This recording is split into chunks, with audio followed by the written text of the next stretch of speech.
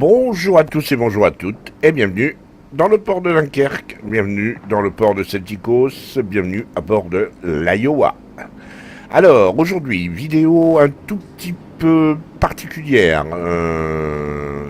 Pourquoi les deux batailles que je vais vous montrer sont deux batailles qui vont montrer que l'Iowa n'est pas qu'un navire statique, peut-être joué en mouvement, et d'une manière assez, comment dirais-je, assez efficace, comme vous le verrez, même si la première bataille va être une, comment dirais-je, une belle victoire. Alors, je m'en excuse, mais la première bataille, le son n'est pas tout à fait équivalent à celui que vous entendez à l'heure actuelle. C'est une bataille que j'ai commentée il y a un petit moment. Je n'avais pas trouvé de bataille, de deuxième bataille capable d'être couplée avec celle-là. Je la trouvais assez épique pour être un jour présenté à votre expertise, mais je ne trouvais pas de bataille de tiers équivalent ou du même navire qui pouvait être une sorte de bis repetita. Là, l'intérêt, c'est que dans les deux cas, c'est le commandant Falco.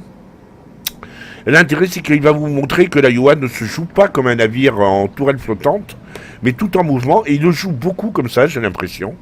Les batailles qui vont voir, en tout cas de l'Iowa, sont souvent des batailles d'un Iowa très, comment dirais-je, très mobile.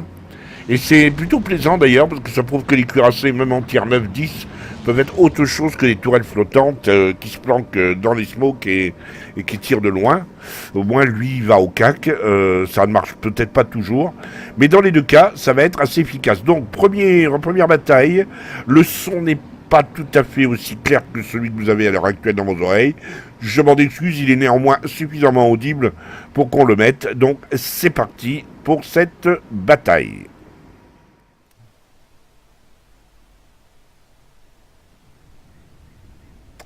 Et voilà. Alors, nous sommes sur la carte Terre de Feu. C'est une bataille de pur tier 9, tier 8, original. Pour une fois, les tier 9, tier 8 ne seront pas low tiers, ne seront pas confrontés à des tier 10 trop puissants. Nous sommes avec Falco à bord de son Iowa, lequel Falco est associé à Machinchin, qui est sur son Missouri. Le mode est en mode capture de base. Et ben, parmi les adversaires potentiels qui me font penser qu'on va avoir quand même une partie intéressante, on a quand même une division composée d'un Tirpitz et un Bismarck. Et d'un Kronstadt, une division B qui est composée d'un Saint-Louis, non, c'est le Saint-Louis, Kronstadt et Musashi. Et la division A est composée d'un Baltimore et d'un Tirpitz et d'un Bismarck. Voilà. De division 3, il faudra donc faire attention. Alors, comme d'habitude, on voit que Falco nous fait un petit visuel sur son navire, avec camo, s'il vous plaît.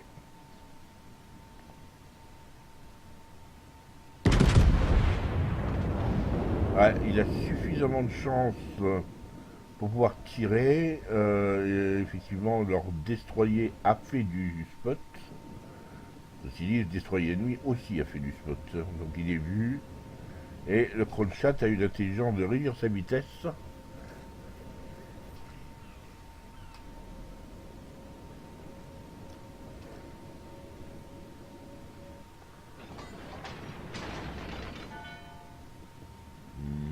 Ouais. Alors, il attend d'avoir la certitude de la direction prise par le Saint-Louis. Il pouvait très bien virer brusquement. Et c'est bien qu'il ait attendu un petit peu. On va voir si c'est payant. Ça n'est pas. Il a tiré un poil vraiment au-dessus.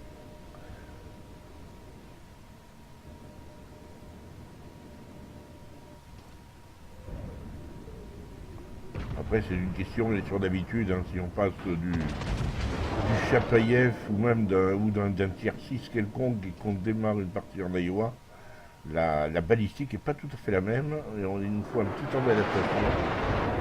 Ah, le tir-piste a pris cher. Là, il a vu la possibilité de tirer sur le Musashi, il préfère se mettre sur le Kronstadt. C'est vrai que Kronstadt prend de très gros risques en essayant d'imposer une avancée à son équipe. Et d'ailleurs, l'équipe rouge ne va pas le suivre. On voit sur la minimap, Kronstadt est le seul à avancer, à se cacher derrière l'île. Les autres rouges ont plutôt tendance à tourner et à s'éloigner un petit peu. Ceci, Kronstadt est pour l'instant dans le nuage de fumée du DD. Je pense que c'est pas l'asiatique, hein, le Tianyang. Ah oui, j'ai pas calculé DD, il y en a deux chez l'adversaire, un Fletcher et un Tianyang, et un seul, deux chez eux, un Chumlu et un Manson.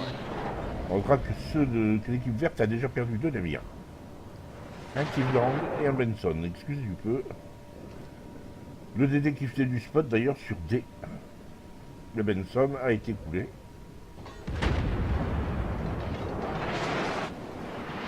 Ils prennent des dégâts mais pas tant que ça. Le Kronstadt a réussi à passer au travers. C'est impressionnant. Parce que honnêtement là... il a pris vraiment de très très gros risques. Et du coup, North Carolina le tue à son tour.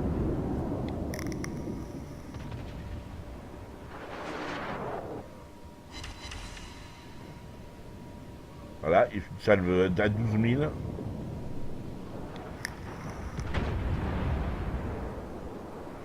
Les rouges sont venus se paquer autour de D, un peu comme les verts d'ailleurs.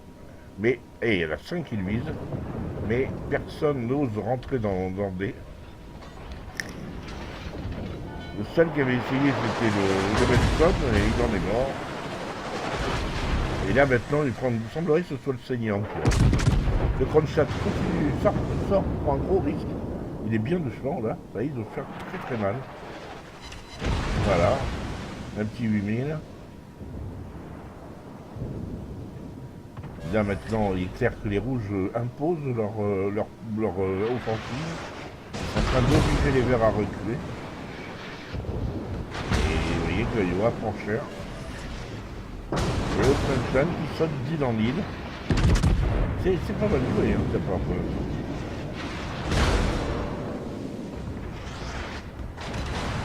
Mais Falco s'est vraiment mis sur à s'occuper de son plat et ça descend tout doucement. Alors le Norska va-t-il réussir à lui mettre une salle ou alors retourner sur un de Kronstadt? Je crois qu'il est tenté par le Kronstadt. Il essaie de deviner sa position exacte. Est-ce qu'il recule? Ouais, il cherche une cible.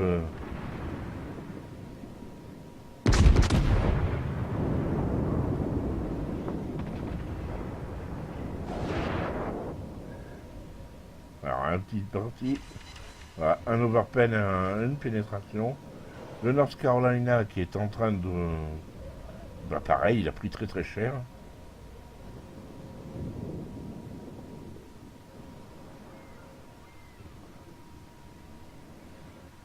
Et revoilà le Kronstadt qui a reculé.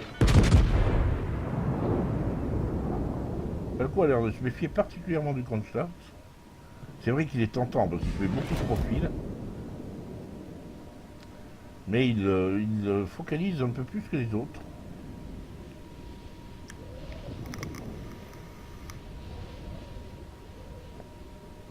Et le Kronstadt continue, hein, il a navigué de profil devant l'Iowa, comme s'il ne craignait pas.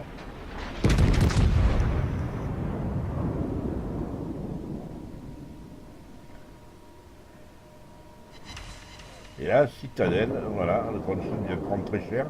Il ne reste plus que 3900 points de vie. Je crois qu'à force de narguer l'Iowa, il va finir par aller visiter le fond des océans.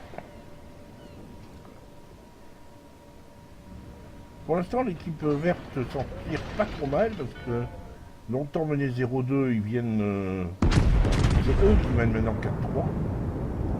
Rien n'est joué, hein, bien évidemment. Mais ils ont bien renversé la tendance. Là, il y a un bâtiment. Ouais, le Falco et son Iowa sont tranquillement 79 000. Ils n'ont pas tanké énormément pour l'instant, 613 000, et les choses peuvent changer. Il suffit que 2 ou 3 décident que Falco est la prochaine cible de cœur, et puis c'est parti quoi. Très bien groupé cette île. Boum boum, et voilà. 23 000. Là on en est monté à 103 000 de dégâts. Et la partie a commencé il y a 9 minutes. 8 minutes 20 pour être précis. Là, le bâtiment a clairement regretté de cette nuit comme ça. Alors voyons si le bâtiment est comme le témoigne. Boum. Il a rentré un petit 2007. Et voilà, ça y est, il s'en va le bâtiment. Il sait qu'il en a plus pour longtemps. Il a des torpilles qui arrivent dessus. Est-ce qu'il va les éviter? Il en évite une. Voilà, a priori, il ne va pas éviter l'autre. À moins que Falco mette fin à ses souffrances, voilà. C'est finalement l'Atago qui l'a sorti à la torpille. Et ça commence tout doucement à prendre tournure. Hein. Ils mettent des verts 26-3. Certes, les rouges ont mis la main enfin sur ce cap D. Là, sont partis au Xinjiang. Qui a quand même bien duré. Là. Toujours 106 000. Partie correcte.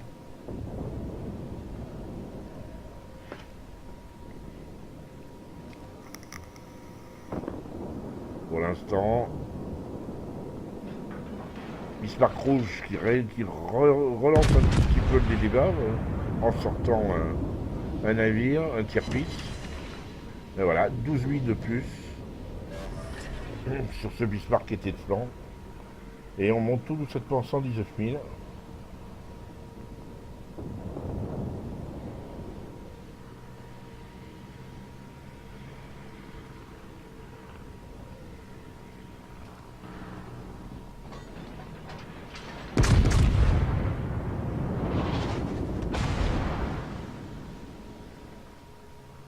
Au tir-piste maintenant, mais là, il y a eu 2 rebonds et un obus écrasé.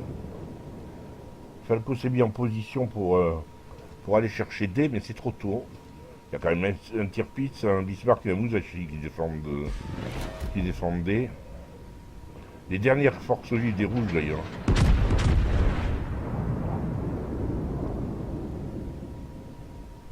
Elles sont encore suffisantes. Ouais, on est à 119 000. Il va peut-être se rabattre sur un... Il a du mal avec un Bismarck qui est anglais. Donc il va peut-être se rabattre sur le Musashi qui peut être plus prometteur. Encore que on voit pas bien.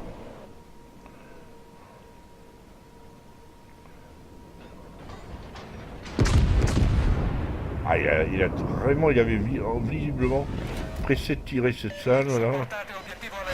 Et voilà, Citadelle sur un Bismarck.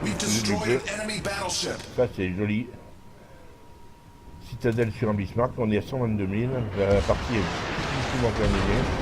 Cette fois, le Musashi qui est assez prêt pour allumer les secondaires de l'Iowa et qui est flanc. Donc là, le Musashi va prendre très cher.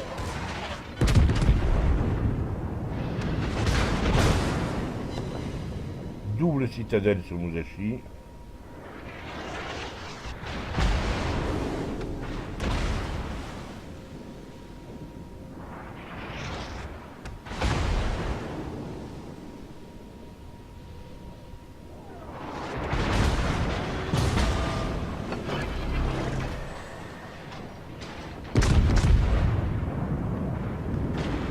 Falco résiste bien, 2500 plus. Il a un pool de point de vie intéressant depuis un petit moment. Il n'est pas trop handicapé, surtout il joue en confiance, clairement. Le Musashi, certes, lui barre le thé, mais à l'arrivée, avec simplement des tourelles, le cuirassé américain largement de quoi citadeller à nouveau le japonais. Mais cette fois, c'est pas réussi.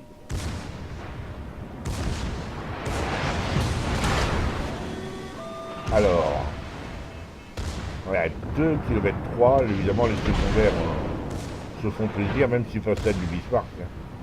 Ça reste, ça reste suffisant pour faire beaucoup de dégâts. L'Achille descend à une grande vitesse. Bon, vous tirez dans les superstructures. Et voilà. La mission de machin fin qui se termine. Il valait mieux arrêter les frais. Vous regardez à quoi on est réduit Falco. 7500 points.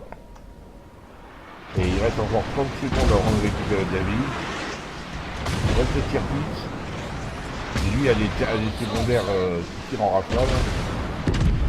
Et qui a des torpilles. Attention. On est monté à 130 minutes de dégâts quasiment.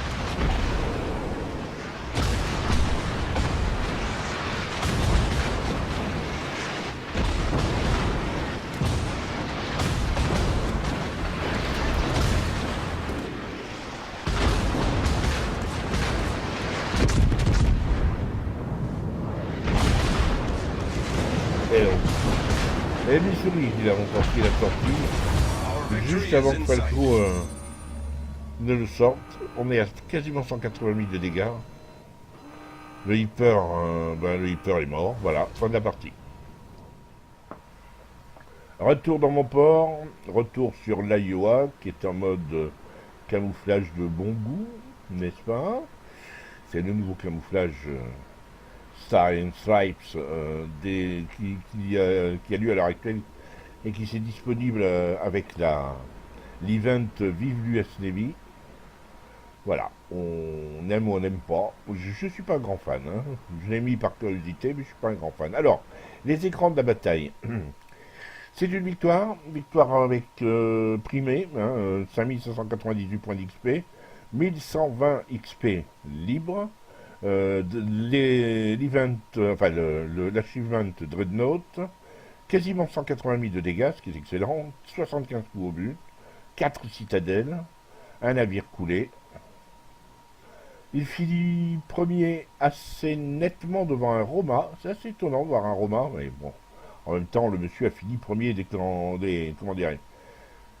premier classe des batailles classées, donc bon, c'est pas trop mauvais quelque part. Hein. Machin est quatrième, avec 1600. Alors, Falco à 1847. Machin est à 230 points. C'est bien de leur part à tous les deux. C'est excellent. En termes de dégâts, 33 000 sur un Bismarck, qui a coulé. 38 000 sur le Musashi, qui n'a pas réussi à couler. 38 000 sur le Kronstadt, qui a quand même essayé de se faire un bon moment. 26 000 sur le Baltimore, 26 000 sur un Tirpitz, 11 000 sur le North Carolina. Il a parcouru que 33 km, mais là, c'est quasiment la fonction qui le veut. Il a quand même bien tanké, 1 675 000. C'est pas mal du tout. Et 179 900, rien qu'avec ses canons, à part un tout petit 594 avec la secondaire. C'est surtout les canons principaux qui ont fait le travail. C'est donc une excellente bataille de la part de l'Iowa, vraiment un bon ratio et un bon, comment dirais-je, un bon total d'incendie, on va vous dire.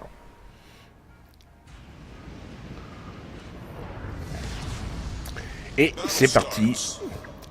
Nous sommes sans transition. Nous sommes repartis sur la mer de la Chance avec l'Iowa du commandant Falco, encore lui. Et alors il est middle tiers parce qu'il y a 3 tiers 10 qui se baladent dans le coin, mais je pense que c'est une bataille qui est taillée pour lui. On va voir comment il va se débrouiller. Pour l'instant, comme d'habitude, il prend l'information. Mer de la Chance, il a spawné au nord, ce qui veut dire que, a priori, A lui tend les bras. Et ce qui veut dire que, probablement, ceux qui sont au sud vont rusher A avec l'ensemble de la flotte. Donc, mais la bataille ce qui va dépendre dans cette bataille, c'est la volonté des rouges, des verts, de ceux qui sont au nord, la volonté de combattre pour A. Et je peux déjà vous dire que ça va être chaud parce que ils sont 6. Alors, a priori, L'équipe s'est partagée en deux. Il y a quand même 2 DD, Benson et Loyang. Le Kurfürst, l'Iowa de Falco, le Minotaur et un Hyper qui ont décidé de combattre pour ce point A. Sachant que traditionnellement les rouges arrivent avec les 3 quarts de leur flotte, on peut considérer que 9 fois sur 10 c'est comme ça que ça se passe. Les rouges, ceux qui spawnent au sud, envoient la quasi-totalité de leur flotte sur A, voire sur B. Voilà, vous pouvez imaginer qu'il risque d'y avoir un léger avantage numérique pour les rouges. On va parier là-dessus. Moi je sais qu'en tout cas c'est comme ça que je penserais. Je ne m'empêcherai pas de faire ce que fait Falco. Je le ferai probablement pas aussi bien. Falco est bien meilleur que moi en Iowa. Moi je découvre le navire, je l'ai depuis pas très longtemps au moment où je tourne cette vidéo. Et au Falco me l'a envoyé. Lui il l'a depuis beaucoup plus longtemps l'Iowa. D'ailleurs la bataille précédente c'était lui en Iowa, mais il y a deux mois facile. J'ai eu un peu de mal à trouver une bataille potable à mettre avec. Et du coup je profite qu'il m'envoie celle-ci. Alors oui, depuis la première bataille, la bataille précédente, on voit arriver des Worcester et autres croiseurs américains. Et voilà le Worcester qui est une sorte de Minotaur qui tire à la HE mais sans smoke. Et bien voilà, le Worcester a sorti le Loyang mais s'est pris une citadelle dans la foulée. Première salve, 16 000. Les rouges qui sont en train de KPB. Ça c'est logique, hein. Le Hyper a voulu contester B tout seul, il est vite reparti. Là, il est plutôt sur le Worcester. Ouais, mais le Worcester n'est pas sélectionné, cher ami. Ça risque d'être chaud. Voyons.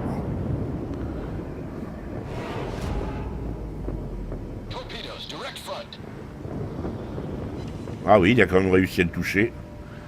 Mais pour un petit 1000. 4 qui le visent maintenant.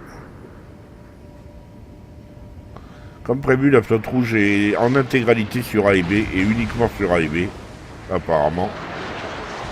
Et les 6 verts se sont emparés de C sans trop de difficultés, et sont en train maintenant de se rendre vers B.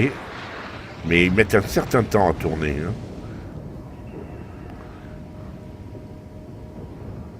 Pour l'instant, les rouges sont en train de... ont déjà détruit un destroyer sur A et font un gros push. Allez, Kurfürst. Donc l'Iowa, lui, contrairement à ce que je ferais moi, s'est pas mis en position statique. Il tourne et il essaie de s'échapper. Il va essayer de profiter du lot de torpilles qui va tomber sur le Kurfürst. Voilà, et il y a moyen peut-être de le sortir, le Kurfürst. Il n'y a plus que 5000 points de vie. S'il arrive à le sortir avec une salve à 7000, là, maintenant. Voilà. C'était parfait. Bien joué de la part du DD qui a envoyé toutes ces torpilles, c'est le Benson, qui a littéralement débité et enlevé la quasi-totalité de la vie au Kurfürst. Et Falco d'avoir su opportunément profiter de l'occasion, parce que sortir un Kurfürst n'est pas si facile que ça. Hein. Je rappelle que le Kurfürst, c'est quand même le tiers 10 allemand. Et l'Iowa, c'est le tiers que n'est que le tiers 9 américain. Bon, ça, c'est bien fait. On est à 33 000 de dégâts. Mais il est un peu seul, parce qu'ils ont perdu un cuirassé, un croiseur et un DD. En d'autres termes, ils ont perdu leur Kurfürst, qui était avec lui, le Minotaur et un Benson. Oui, c'est ça, mais ils étaient 6, ils sont plus que 3. Le Hyper est même au-dessus de B. Donc ils sont plus que 2 en fait. Donc Falco s'éloigne.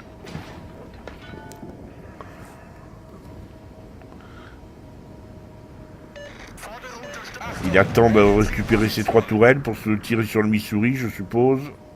Optimiser son tir, d'autant que le Missouri se met de plus en plus broadside. Profiter de l'occasion. Missouri broadside pour un Iowa, c'est un peu Byzance. Voilà, pas de citadelle, mais une jolie salve et 39 000 de dégâts maintenant. Ça monte tout doucement. L'Iowa qui est obligé de virer au large. Parce que bon bah A est complètement perdu. La flotte rouge est là. Même si les Verts ont récupéré B. Et on voit pas très bien comment maintenant la bataille pourrait leur échapper. Même s'ils ont un frag de retard. Ils ont un avantage certain au niveau stratégique et tactique. Ils ont les 2 points. Ils ont 2 caps solidement. Oh, jolie citadelle sur l'Iowa. Et il est déjà à 68 000.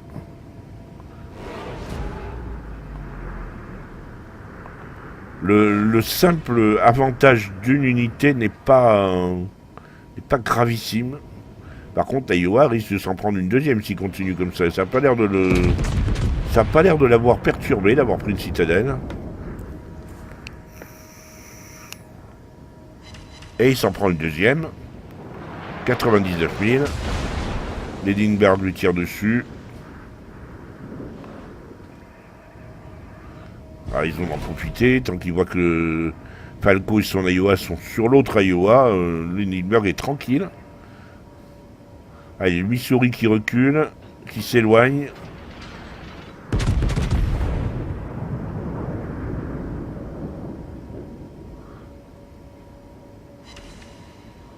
Ah, un tir de Boons. Le problème, c'est qu'il va se retrouver broadside face à 3 cuirassés qui sont sur A. Ça risque d'être chaud pour lui. Hein. Il faudrait qu'il sorte un navire maintenant pour remettre au niveau des compteurs, au niveau des kills, les compteurs à égalité.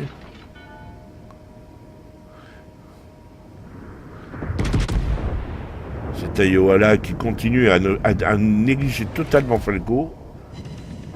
Et qui s'en prend un petit 8009 en plus. 5 coups au but. Ça va, oui. Ça se passe plutôt bien pour Falco. Il y a 108 000 de dégâts. Sans avoir vraiment encaissé de dégâts. Hein. 496 000 seulement. C'est pas enfin, pas vraiment normal. Surtout qu'il est tout seul contre des cuirassés. Mais les gars ont décidé de ne pas s'occuper de lui. Et voilà, sortie d'Iowa par la Maggie. Et Falco y a bien contribué. Du coup, maintenant, avec deux kills, c'est vrai que les rouges commencent à essayer de capturer B à nouveau. Et B n'est plus protégé que par un seul croiseur.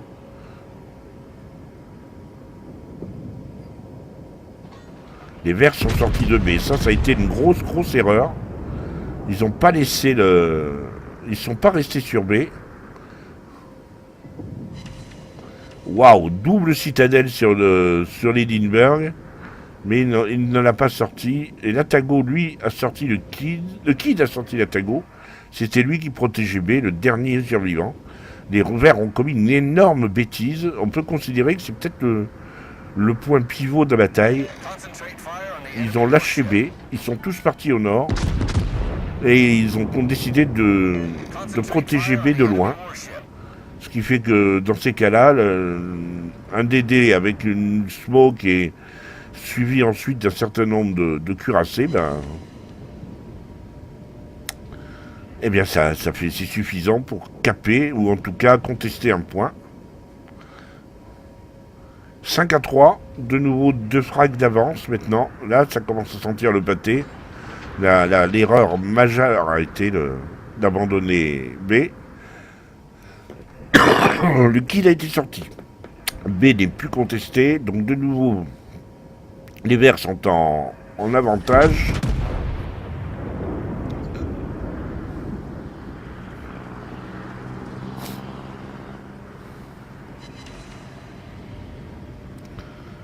« 150 000 de dégâts pour un Iowa qui a été vraiment très peu attaqué.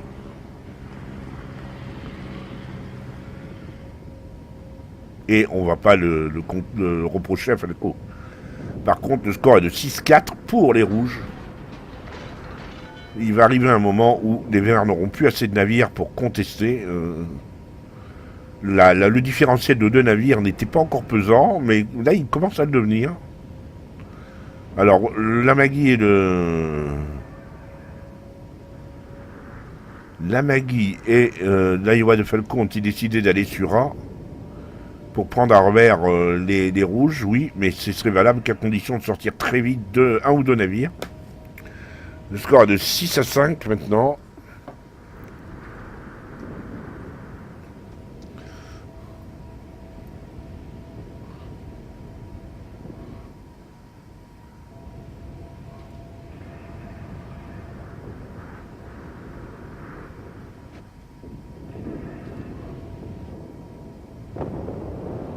Ouais, un Hindenburg qui coule au canon, le Benson, bravo.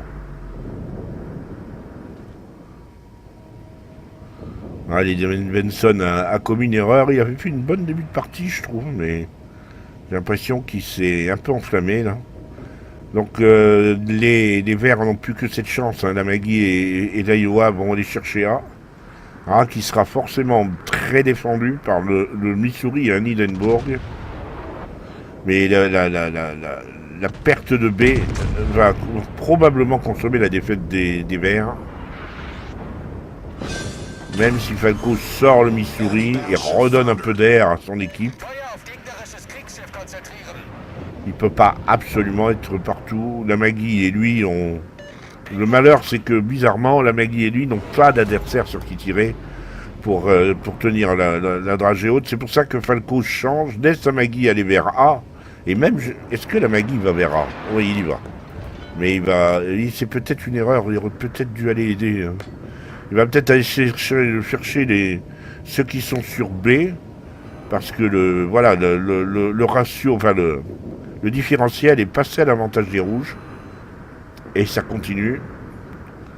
Maintenant, c'est 20 points d'écart. Le Der Grosseux a sorti à la secondaire un navire et ça fait qu'augmenter maintenant. Il faut vraiment qu'il sorte un navire.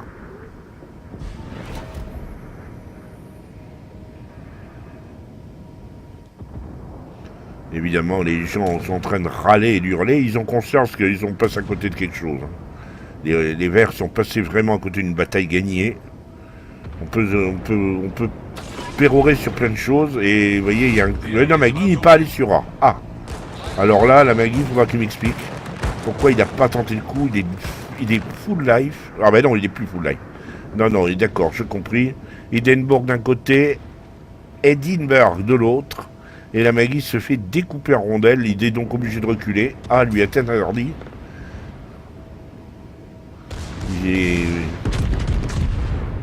Du coup, malgré le très joli tir de Falco, on est à 170 000 de dégâts. Ça y est, ils commencent à lui tirer dessus tous.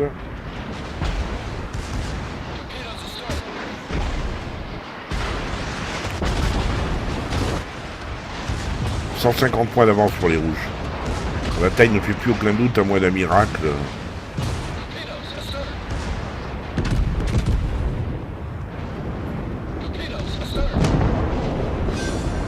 Et Falco qui sort, mais il y a deux navires sortis d'un coup. Et c'est le dernier survivant.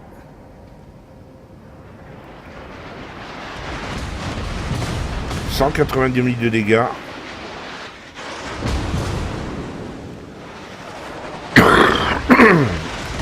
4 croiseurs, enfin 3 croiseurs et un des qui le poursuivent. Là, il est en train de chercher désespérément une cible. Je privilégie une cible. Le problème, c'est que voilà, ça tombe, les torpilles. Là, la Chio qui lui en met deux torpilles en eau profonde. Elles sont très mal. Et les croiseurs sont tous planqués. Il n'y a rien à faire. Il peut tirer sur personne. C'est une mise à mort. C'est véritablement... c'est épique. Hein.